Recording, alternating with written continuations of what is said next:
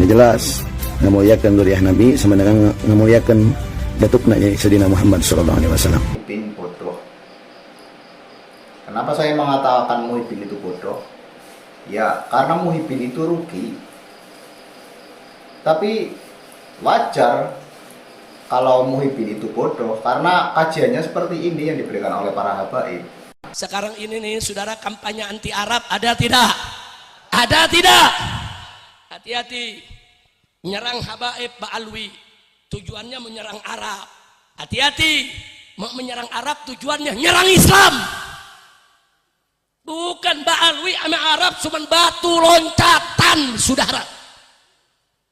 Kalau Ba'alwi habis, Arab habis, dibenci di bumi ini, maka besok mereka akan habisi Islam. Ya, itu TGB itu tuh pernah menyindir. Kenapa disebut dengan majelis taklim? Karena itu perkumpulan orang-orang untuk menambah ilmu, menambah wawasan, menambah pengetahuan.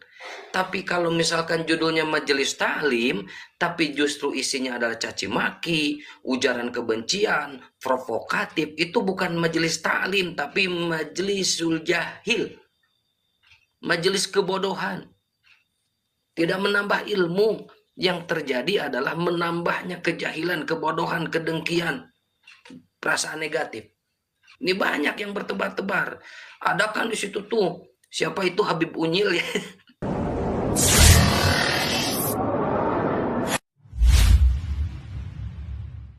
Ini nih saudara, kampanye anti Arab ada tidak?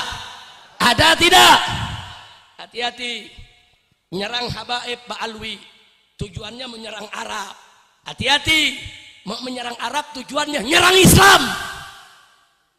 Bukan Ba'alwi sama Arab cuman batu loncatan saudara. Kalau Ba'alwi habis, Arab habis, dibenci di bumi ini, maka besok mereka akan habisi Islam. Tapi saya maklumi bu,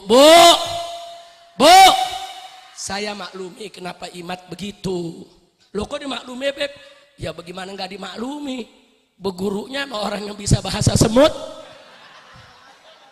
Ya pantas saja, guru edan murid gila. Ayo yang setuju angkat tangannya semua, takbir. Takbir. Siap ganyang begal nasab. Siap ganyang begal nasab. Siap usir begal nasab. Takbir. Sallu ala nabi. Jika sampai terjadi habaib diganggu, Ba'alwi diganggu dimanapun di seluruh Indonesia, saya akan ajak umat rame-rame habisi begal nasab, jangan merusak Indonesia. Betul? Takbir. Sallu ala nabi.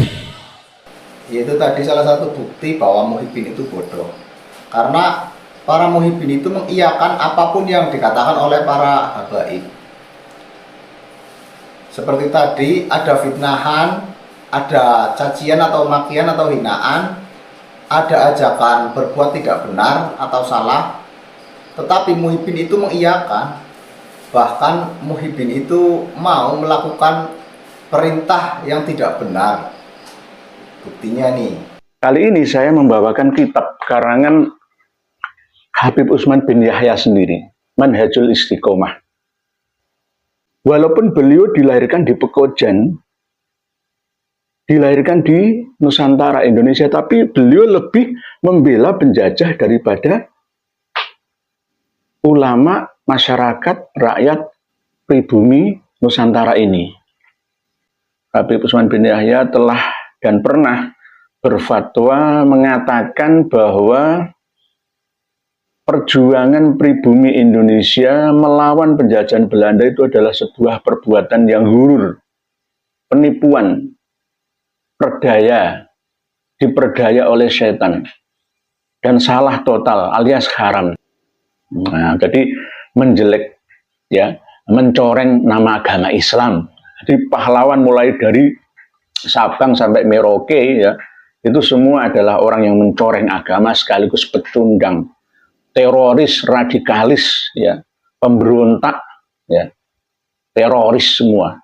Jadi pahlawan yang ada yang disahkan oleh pimpinan bangsa kita, ya, mulai dari pahlawan yang terdahulu, mulai Sultan Agung dan seterusnya sampai yang abad 19 bahkan abad 20 itu semua adalah orang-orang yang bikin rusuh negeri, ya.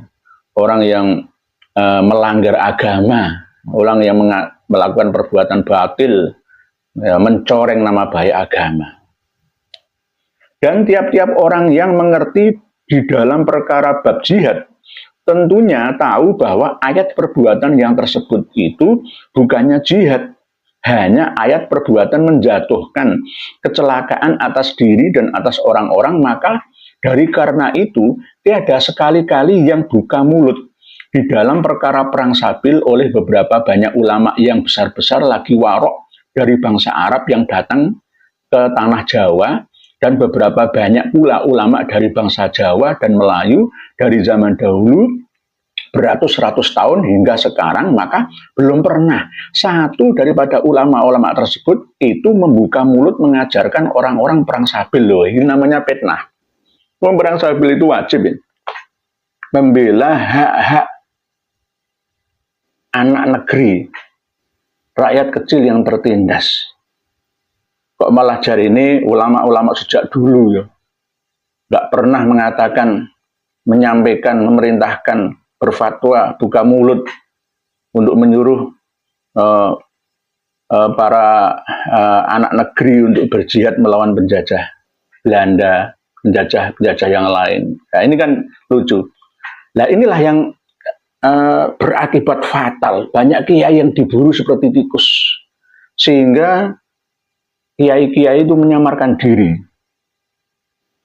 menanggalkan kiai hajinya, karena diburu oleh Belanda dan antek-anteknya berdasarkan fatwa ini.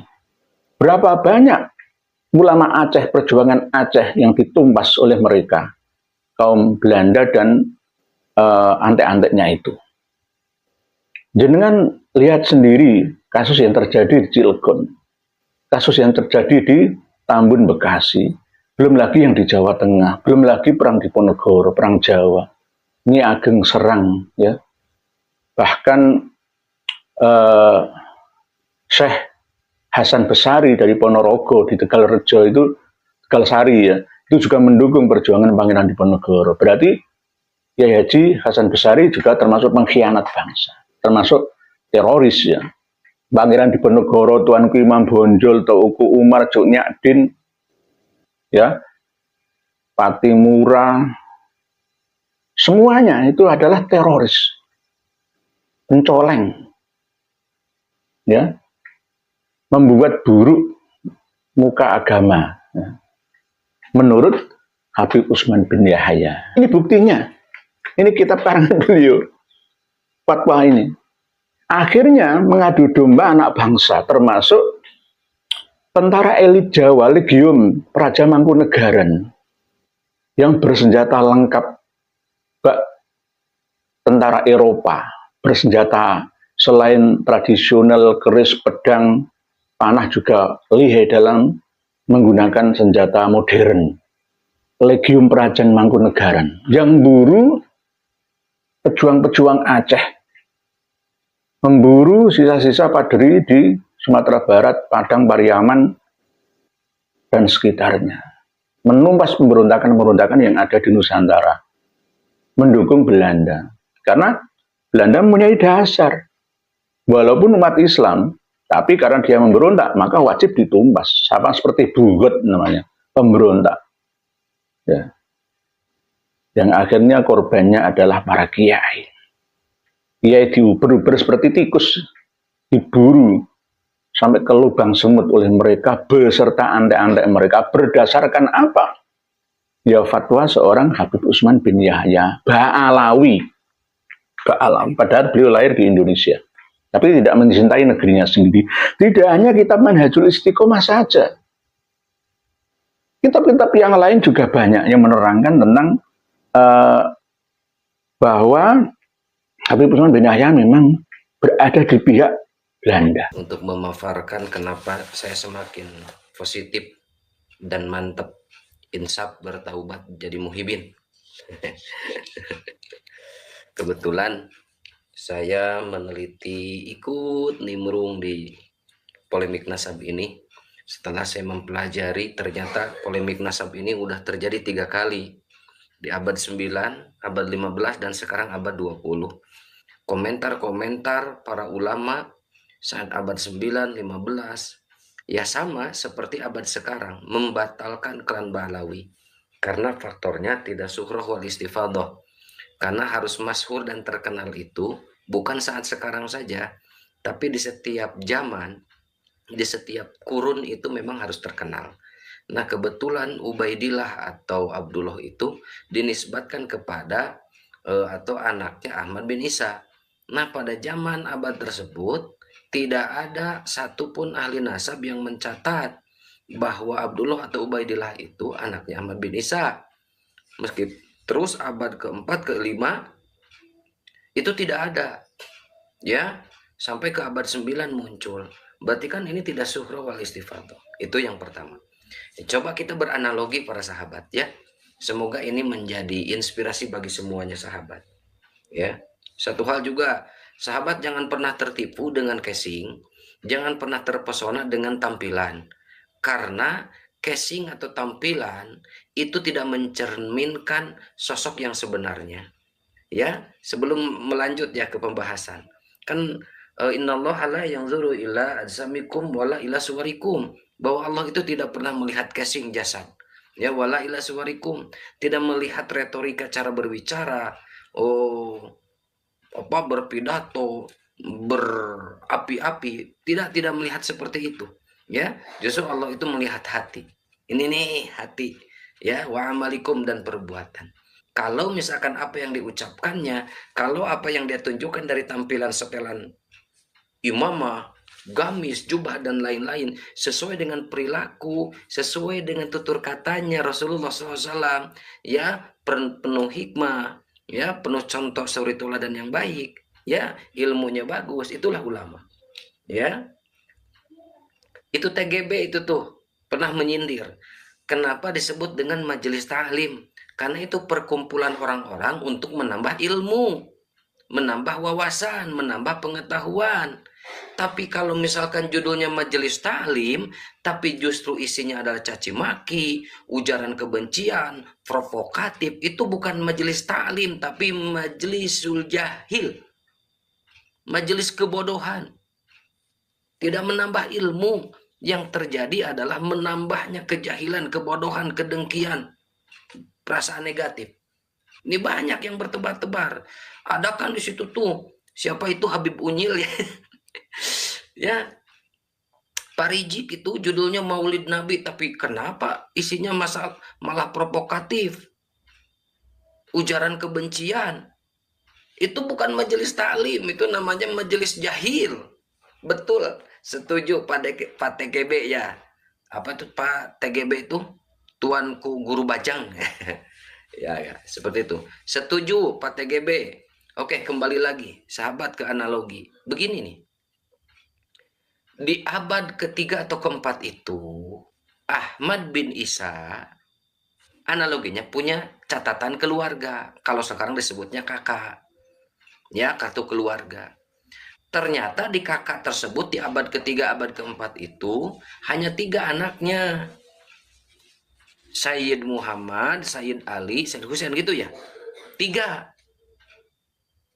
Ada juga yang menyebutkan itu, ada Sayyid Ja'far.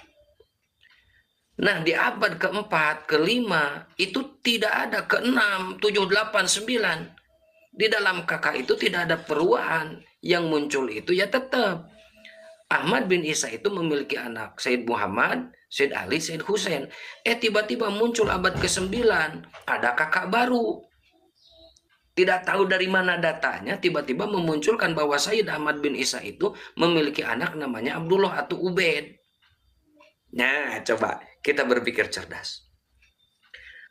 Kakak di saat Ahmad bin Isa memiliki anak 3, itu data sejaman. Di kakak tersebut hanya 3. Setelah 550 tahun, ternyata muncul namanya Ubaid. Coba sahabat, tolong jawab di kolom komentar. Lebih percaya mana? kakak atau catatan keluarga yang awal atau yang muncul setelah 550 tahun? Tolong catat di kolom komentar. Tapi yang punya akal ya, yang punya akal waras dan cerdas saja. Kalau yang tidak mau cerdas, nggak boleh komen. Ayo, kita belajar cerdas. Ya, kita belajar waras. Kita ikut terlibat dalam mencerdaskan pribumi. Umat Islam ini harus dicerdaskan. Karena Nabi terlahir ke dunia itu, yang pertama, lama bu'istu li utamima makarimal akhlak. Yang paling utama lagi adalah untuk menegakkan ajaran tauhid yang benar, sesuai ajaran para nabi, rasul-rasul yang sebelumnya. Ajaran tauhid. Segala sesuatunya ya kembalikan kepada Allah. Ya, termasuk polemik nasab ini, hakikatul wujudiyah, sebenarnya ini adalah kehendak Allah. Cuma ini khususnya dari saya pribadi, ya, ini untuk menunjukkan keasliannya atau kepalsuannya.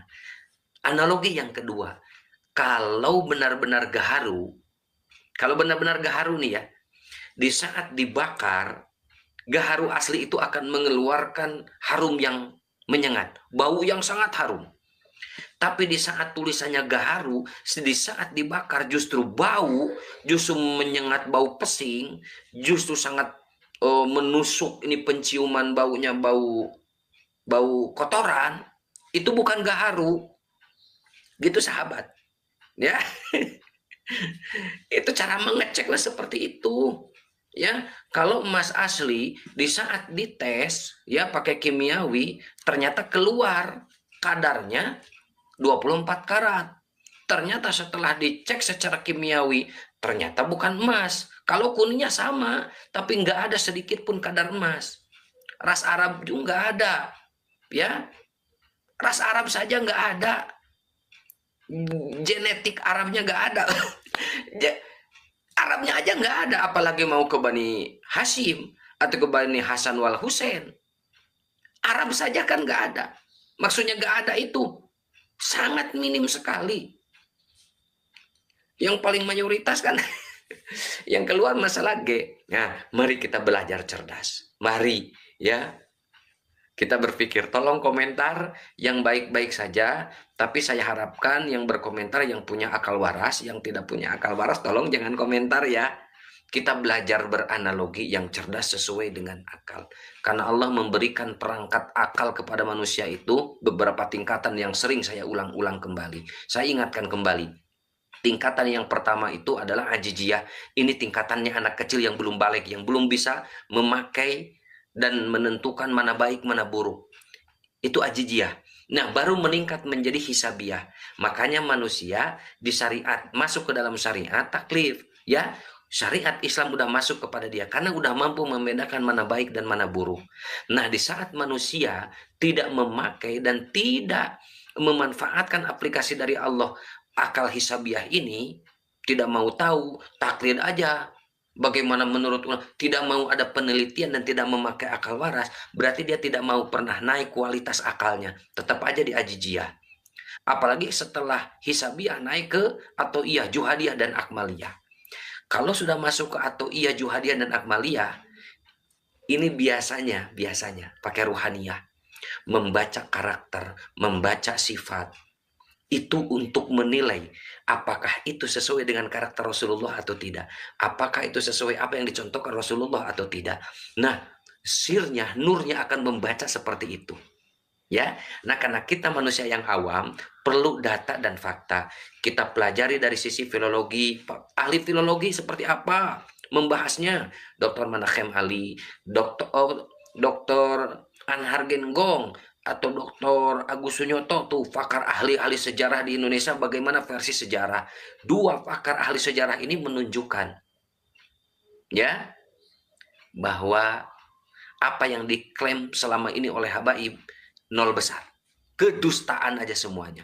Kita bisa meneliti dan menonton dan melihat dari pakar-pakar ahli genetik seperti Dr. Sugeng ya, bagaimana beliau memaparkan tentang silsilah Nabi ditilai dari segi genetik. Ya, pakar dunia sepakat bahwa bangsa Arab khususnya Bani Quraisy, Bani Hasan wal Husain ya, Bani Ismail itu adalah J1 atau J2. Tapi kalau ternyata bukan J1 atau J2, ternyata malah G, berarti itu dipastikan bukan genetik Arab. Itu bukan dari Bani Hasan wal Husain. Bagaimana disebut Bani Hashim atau Hasan wal Husain? Genetik Arabnya aja cuma 3, sekian. Nah, dan pakar-pakar yang lain sahabat, mari kita belajar cerdas dan mari kita terlibat dalam pencerdasan umat, bukan malah seperti dia dari kaum Ono, ya, malah menyuguhkan data-data yang palsu. Ya, contohnya tahun 2000 itu Robitoh Alawiyah Maktab Daimi mengeluarkan surat edaran bahwa Azomat Khan itu adalah fiktif dan palsu. Itu ditulis dengan sangat jelas, berarti Bani Wali Songo dan mengaku yang dinisbatkan kepada Azomat Khan itu dinyatakan palsu. Bukan duriah Nabi, itu sangat jelas. Tapi apa yang terjadi sekarang karena Napoleon Miknasab, mereka berbondong-bondong berkeliling minta dukungan ke Bani Wali Songo. Ininya di mana? Ininya di mana? Ada Jaroh Kubro katanya di Banten. Padahal jauh-jauh hari Adomat Khan itu termasuk Bani Wali Songo itu bukan duriah Nabi. Tapi sekarang malah rame-rame mengagung-agungkan Wali Songo dan mendatangi tokoh-tokoh Bani Wali Songo yang masih pro Balawi. Ininya di mana? Berarti ini kan menyuguhkan data ke umat ini palsu. Selamat datang ke kebenaran. Salam waras, salam NKRI.